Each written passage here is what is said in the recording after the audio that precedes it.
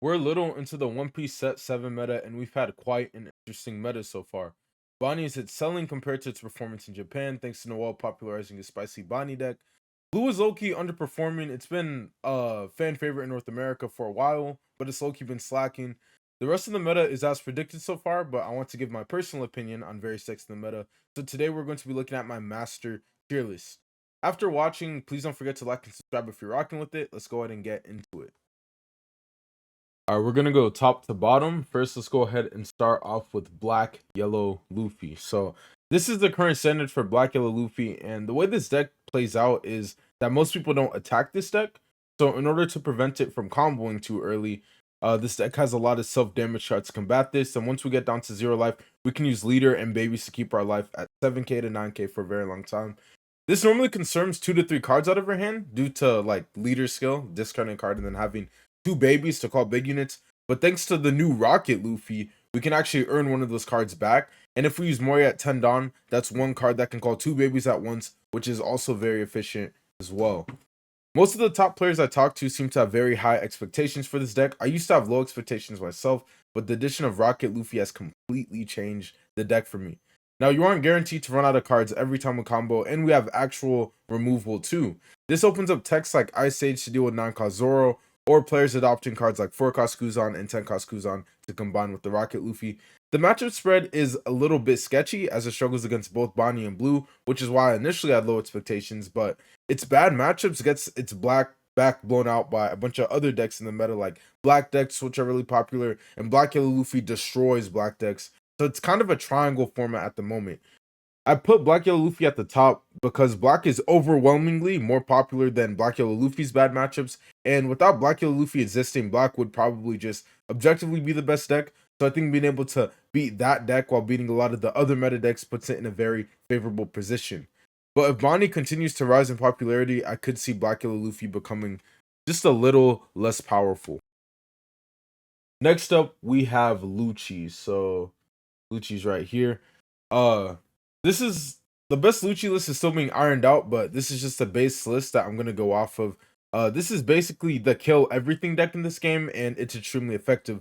Thanks to powerful units like Moria and Sabo, we can clear anything on the opponent's board, and even when we come across a unit we can't clear, Isho can remove 2 cards from the opponent's hand, while setting us up to have easier clears on future units. The most popular Luchi list only plays 4 Stage and 4 Tempest, but I think Ice Age is too strong of a card. For people who remember Sakazuki, Ice Age, Moria, Hamopa, Luchi allowed us to clear 8 costs and 4 costs on curve, which is fire, and this is something that we still have in this deck to be able to do in the mirror match. So it's a very nice backup when we don't see Stage, and it can reach like really itchy places. I think it also makes us more likely to beat decks like Anel, thanks to making it easier to handle Ace or double pop 7 cost Anel. In terms of the meta itself, Luchi can basically beat anything that isn't Black Yellow Luffy, and you can be average to bad Black Yellow Luffy players anyways.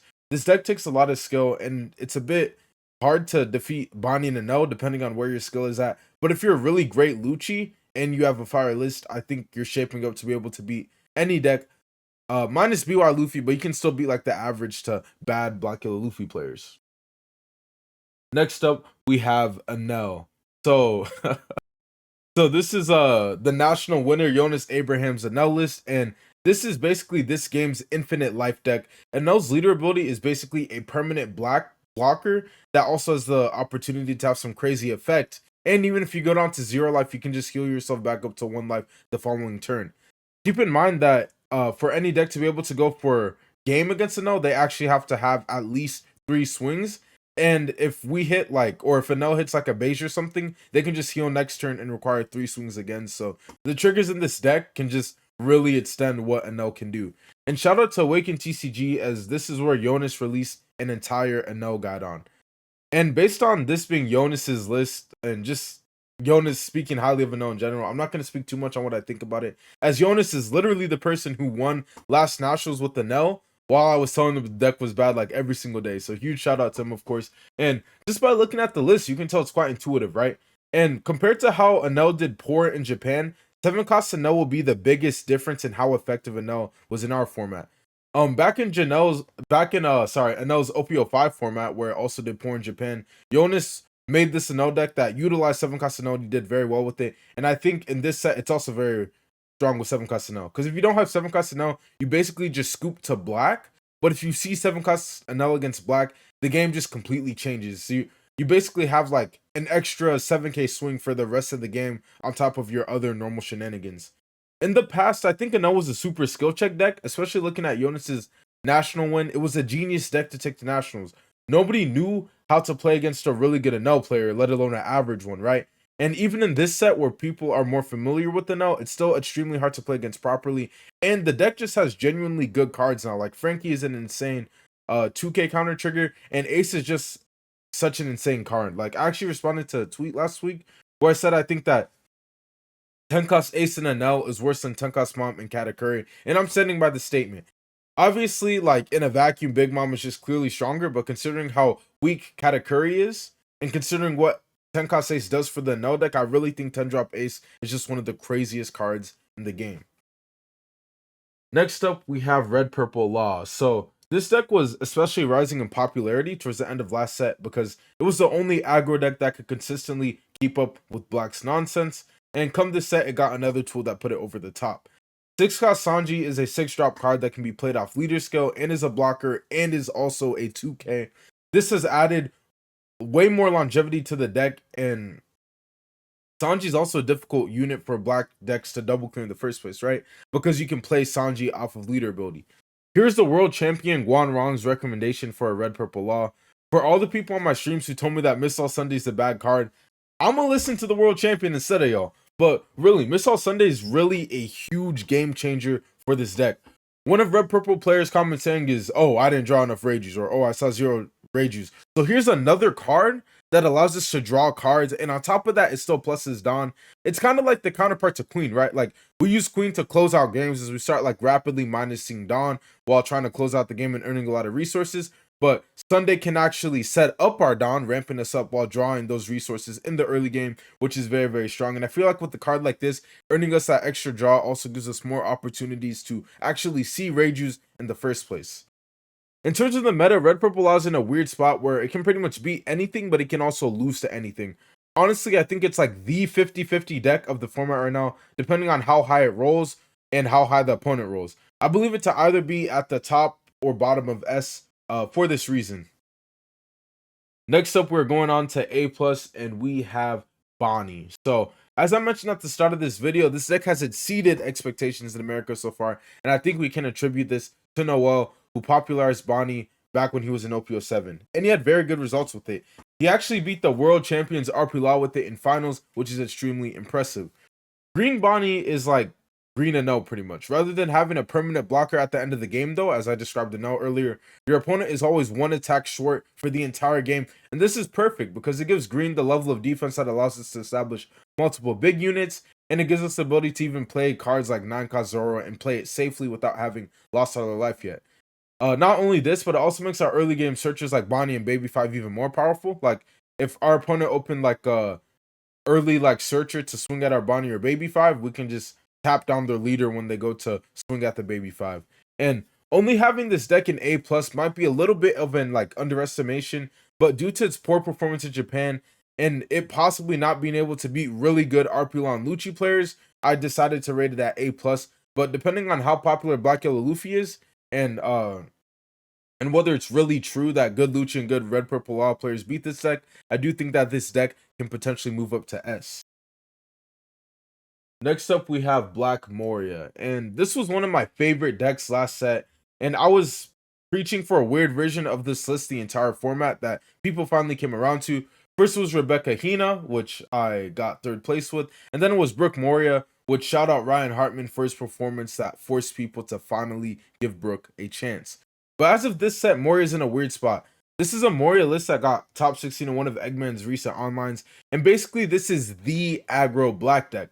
But similar to how I believe Sakazuki completely controlling the board, it was stronger than Moria back in OP05, I also believe that Luchi's level of control simply outclasses Moria. I might be underestimating this deck, but my impression is that it's easier to lose to all of the top meta decks with Moria, and I'm not quite sure if Moria even beats a really good Luchi list in the first place, but I still have to rate it highly because it's a black deck. Next up, we have Blue Doflamingo. This is one of the fan favorites in One Piece, as Doflamingo is an extremely popular character, and thankfully for y'all, this deck is rather well positioned in this meta. So here's the top 8 from Europe's recent No Heroes Regional. Blue Doflamingo is another aggro deck like Moria, but up until now, it was objectively weaker than Moria. But thanks to Jinbei, this set, and Weevil from EBO1, which basically has set this deck over the edge. Now it has the potential to call 1 extra unit every time, and then Weevil's like a 6k body, which this deck desperately needed, that also draws us a card, which is very strong. Personally, I think there's a lot of potential to make this deck better positioned in the meta, as I think most of the blue players in this game are pretty mediocre. Aside from some crazy Nami players, we don't really have a standout blue player that has been able to beat the odds of blue being bad. So maybe if you grind, you could be that god tier blue player who becomes really popular. But before I get into the next deck, I do want to say that I think there's a lot of experimentation that can be done with Blue Doflamingo. Even where I left off, I think that the list can just get like 50 times better. People currently only build Doflamingo as a hyper synergetic list, but I don't really think this is that good because Doflamingo is pretty mediocre at doing what it does best, because regardless of how synergetic you make the deck beats what it beats and it loses what it loses to regardless. So I think by adopting some out-of-pocket cards, we can actually just make the deck higher power in general and maybe finally be able to beat those bad matchups, such as like Luchi and stuff like that. And I think Luchi is one of the worst bad matchups to have, which is why I think Doflamingo did so mediocre in Japan. And I think that's part of why it might do mediocre here if people don't switch some stuff up and figure out how to potentially beat Black. But being able, even without making the deck hyper synergetic, I think being able to play a quality unit as fast as turn 2 going first, or just being able to play 2 4-drop units, 2 to 3 4-drop units at once on a 7-down turn is enough to make this deck ridiculous. Next up, Boa Hancock. This is a Boa Hancock deck from a Japanese flagship. Let me put Boa here first. This is a Boa Hancock deck from a Japanese flagship. And as you can see, they cooked a lot of black-yellow Luffys. And this is the main incentive to play Boa. It's a black-yellow Luffy killer. Boa is a deck that doesn't produce like too crazy of a board, but it can earn an extra draw every single turn, which goes a very long way, similar to how like Rebecca earns a lot of resources. I was deciding whether to put this in A or A+. Personally, I think this is an objectively weaker deck than Doflamingo, because I do think it is a bit worse into Luchi than Doflamingo. And actually, now that I mentioned this, I actually think that like Doflamingo is like, I think Moria is basically just a worse Doflamingo as of this set due to the matchup spread. And I do think Boa is pretty much his worst Luchi. I think that the only incentive to really play Boa right now is having a better Black Yellow Luffy matchup and a better RP Law matchup, which, you know, to be fair, that's pretty good. But Boa is just so weak into Black, and it's probably a bit sketchy into Anel and Bonnie. And as I mentioned at the end of the Doflamingo section, having Black as one of your worst matchups is very, very rough, because Black is shaping up to just be the deck with the strongest matchup spread in the game right now. Like, it's just such a strong deck. And aside from Black Yellow Luffy, can pretty much beat anything anyway. So I think playing a weaker version of that doesn't really make too much sense. But I think that maybe like a really good list of Boa might stand like a real chance, just due to having that positive Black Yellow Luffy matchup. And Kato being able to draw 4 is a very interesting card as well. Next up, we have Sleeper Tier, which I don't even know why it's supposed to be tiered like this. I don't know how that happened. All right, hold on. Let me do this. So don't sleep. Sleeper Tier. All right, so next up we have Sleeper Tier. And the first deck we're actually going to look at here is Red Green Law. So here it is. Red Green Law is basically what I describe as like the do everything deck, and this is the Red Green Law list that won the Utrecht tournament. And this is a deck that sets up for the first few turns, and then it calls 2 to 3 units at once and starts going crazy for the rest of the game. Thanks to Leader Skill and Blocker Law, we can constantly regain resources by playing multiple searchers, then replacing these searchers with our leader ability and Blocker Law in order to produce an entire board. And Cavendish from EBO1 actually allows for some insane aggro plays or board expansion plays that wasn't previously possible. Like, just imagine, right? Like, you swing Cavendish, restand 2, play Restand Law, swing Cavendish, restand 2 again. Now you're getting like an extra unit every single turn that you could no longer get in the first place, while also doing aggression. Personally, I think that this list can get even better, and it was already good enough to win the tournament, so I do think this deck has real legs. In terms of the meta, I think this deck can literally be anything but Luchi. But as I mentioned with Blue Doflamingo and Boa, Black is literally the worst matchup to have, as Black is shaping up to potentially be the best deck, and it's overwhelmingly a very popular deck anyways. Next up, we have Perona. I think that this deck has quite a bit of potential, but the current lists are pretty lackluster. The other heart of my Patreon, Kai, actually went 7-2 with Perona in a Japan Championship last set, with one of his losses being an opponent who did some illegal stuff. And he dropped this new list on my Patreon. Similar to Rebecca, I think the advantage of Perona is that it's a black deck that can draw a billion cards. And it's also a black deck that can beat Black Yellow Luffy, due to Sabos being easy to rest and deal with. So this would hypothetically make Perona the most broken black deck, but the issue is that its plays aren't as consistent or as impactful as Luchi's due to having a lack of mill and discard. But the idea of a black deck that draws more than a black deck should be able to is what makes me put this deck in the sleeper tier. And if this deck can consistently beat Luchi or find a way to create a play as impactful as Luchi's, I think that this deck could really take the meta by storm. Lastly, we have Rebecca here, and this is by far the hardest deck to build in the game. Similar to how it took ages for Japan to find the modern Sakazuki deck that was so powerful it got banned, I think Rebecca's in a similar boat. I have like 22,000 different variations of Rebecca, but I really do think this color combination is simply too broken. And just like Perona, having a black leader that can draw an extra card every turn is simply too strong. I won't be showing any list for Rebecca this video, but I do think it could really be the best deck if somebody figures it out. Next up, we have A tier. First off, we're gonna start off with Nami, and I don't even want to support the degeneracy, so I won't post a list. But there have been a lot of really good Nami players that have managed to perform well up till now, and I think Nami's in a really good position now. They got some new cards this set. They got a new searcher that allows to search for a lot of nice Nami cards, including like an event that bounces Nami cards back to hand, such as like Kai and stuff like that. And there's also a new blocker that draws, which can kind of be seen as like a defensive peel off because it draws you that extra card while defending life as well. But it's quite hard for me to evaluate this deck because I don't fully understand Nami, but I'm pretty sure a really good Nami player would probably rate this deck as closer to A+, maybe even approaching S tier. But in my head, I can't imagine Nami being able to be a good Black Yellow Luffy player or a good Red Purple Law player in theory. I just can't imagine it, but I do see this deck potentially being able to sneak wins against like black decks like Luchi and stuff like that. So I do think there's merit to it, but I do think struggling against Black Yellow Luffy and Red Purple Law, which will likely be two extremely powerful decks, is a little bit rough. Next up, Foxy. So so I think Foxy currently has the potential to be the strongest purple deck. Purple Luffy has traditionally been the strongest purple deck since it came out, but it suffers way too much against aggro decks, which makes me think that it's going to suffer a lot against Red Purple Law, and I think your Black Yellow Luffy matchup will be very sketchy as well, just due to Black Yellow Luffy being able to push a lot of big numbers like the entire game. So for me, this means that Foxy's next up. This is my personal Foxy list, and I've hardly worked on it, but I think a weird Foxy list like this could be better than Purple Luffy. I think Magellan's really good against black. I think King and Foxy are really strong against Red Purple Law. And I think having characters that cost more than 8 is very important against Anel players that try to starve us, right? Because if Anel player starves, they category our Foxy. Yamato can pop Foxys for the rest of the game.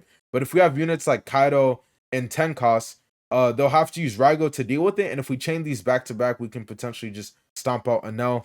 This is a hodgepodge of different ideas, but I think a Foxy deck like this should have a little bit of legs. And the leader skill is also quite strong if used properly. Like, we have a bunch of non-Foxy units, but the thing is, at 10 down, you can just slam down like a 7-cost Foxy. You can slam down 2 units. Bam, your leader skill is active just like that. So I do think it's a really interesting leader to consider, and I do think that it can use the purple card pool quite well. I think Purple Luffy is interesting too. I think Foxy is a little bit interesting in Purple Luffy, but Foxy only getting its ability in Foxy Leader rather than Purple Luffy is a bit tragic, I think. And I think another card to consider in Foxy as well is probably like 7-cost Kid or something like that. But anyways, I do think that the normal version of Foxy is simply too weak to consider, so definitely consider a weird list like this or trying to just hodgepodge like a bunch of different ideas together. Then we also have Grupo Flamingo. And this is a Grupo Flamingo deck that Kai played in OP07. And basically, this deck can beat Black Yellow Luffy and Red Purple Law, just thanks to having Birdcage. But it does seem to struggle a bit against Anel and Black. And as I've said this whole tier list video, Black is literally the worst bad matchup to have. But Anel should be doable if non-Kazuros are added to this list. So I do think that it's a deck that's a little interesting to consider, but I don't think it'll actually do anything. Then lastly, we have Reiju, which I should probably put just a little below Nami. I don't know too much about Reiju. From what I understand, Red Purple Law made this deck unplayable, but thanks to the new card Porsche, if you open this card at the start of the game and you open Ichiji, it's actually possible to beat Red Purple Law because we can keep our down lower than them the entire game while aggroing them down. But for the most part, I think that the deck is kind of I'm not really sure how I feel about it. I think it's a bit rough into Red Purple Law in the first place, and I'm not quite sure how it pairs up against most of the meta. But I could see a Reiju Coper potentially making this deck able to do something. With that being said, let's go ahead and debrief. Yo, that was a long video, but we finally finished the tier list here. So that's just kind of my thoughts on the meta here. I'm really excited to see how this meta expands. I think that this is a very interesting meta for people to try to like experiment and stuff like that. I know personally for me, I'm gonna be like coping on some crazy stuff. So we'll see by Gen Con time if I can actually figure any of it out. But I wish y'all the best of luck with exploring like your blue decks, your green Bonnie decks, and all of that. And the black player and black yellow Luffy players, just keep on cooking, man. But let me know what y'all think about the meta. If you guys have any opinions that are straight up just different than mine. Don't forget to like and subscribe if it was a good tier list. And with that being said, I'll catch you on the next one. Peace.